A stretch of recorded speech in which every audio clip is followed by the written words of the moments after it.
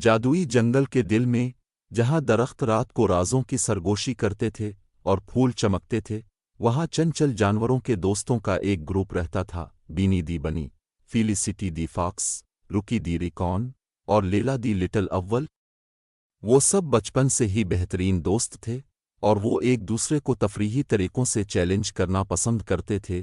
ایک دھوپ والی صبح بینی دی بنی نے جوش میں آ کر اعلان کیا، آئیے ایک دوڑ لگائیں، بلوط کے بڑے درخت سے چمکتے دریا تک، اور دوبارہ واپس۔ فاتح کو اب جنگل میں تیز ترین کا تاج پہنایا جائے گا۔ دوستوں نے خوشی کا اظہار کیا اور بڑے بلوط کے درخت کے پاس قطار میں کھڑے ہو کر ڈیش کے لیے تیار ہو گئے۔ تیار، سیٹ جاؤ، لیلا نے جوش میں اپنے پروں کو پھڑپھڑاتے ہوئے کہا۔ وہ چلے گئے۔ بینی اپنے طاقتور بنی ہاپس کے ساتھ آگے بڑھا، لیکن فیلیسٹی اپنی ایڑیوں کے قریب تھی، اس کی نارنجی کھال دھوپ میں چمک رہی تھی۔ روکی، اگرچہ اتنا تیز نہیں تھا، ہوشیار تھا۔ اس نے درختوں میں سے شارٹ کٹس لیے، ایک چھوٹے سرمئی ننجا کی طرح اندر اور باہر بھاگتا ہوا۔ بس جب سب نے سوچا کہ بینی کی جیت یقینی ہے، ہوا کہ ایک جھونکے نے لیلا دی اول کو آسمان کی طرف بلند کر دیا۔ اپنے پروں کا استعمال کرتے ہوئے وہ دوسروں پر پلکیں مارنے لگی۔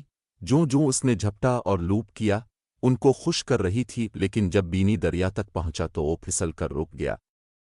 اس کے بالکل سامنے بطخ کے بچوں کا ایک خاندان پار کرنے کی کوشش کر رہا تھا۔ روکی، اگرچہ اتنا تیز نہیں تھا، ہوشیار تھا۔ اس نے درختوں میں سے شارٹ کٹس لیے، ایک چھوٹے سرمئی ننجا کی طرح اندر اور باہر بھاگتا ہوا۔ بس جب سب نے سوچا کہ بینی کی جیت یقینی ہے، ہوا کہ ایک جھونکے نے لیلا دی اول کو آسمان کی طرف بلند کر دیا۔ اپنے پروں کا استعمال کرتے ہوئے وہ دوسروں پر پلکیں مارنے لگی۔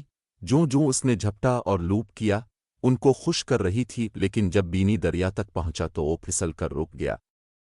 اس کے بالکل سامنے بطخ کے بچوں کا ایک خاندان پار کرنے کی کوشش کر رہا تھا۔ بینی نے پیچھے موڑ کر اپنے اب شاید آخری ہوں، لیکن اب یقینی طور پر جنگل میں سب سے مہربان ہے۔ فیلیسٹی نے اسے فخر سے جھنجھوڑتے ہوئے کہا، ہنسی اور سب کے لیے پتوں سے بنے تاج کے ساتھ۔ دوستوں نے اتفاق کیا کہ مہربان ہونا بھی اتنا ہی ضروری ہے جتنا تیز ہونا۔ دوڑ ختم ہو سکتی ہے، لیکن ان کی دوستی نے آخر میں ان سب کو فاتح بنا دیا۔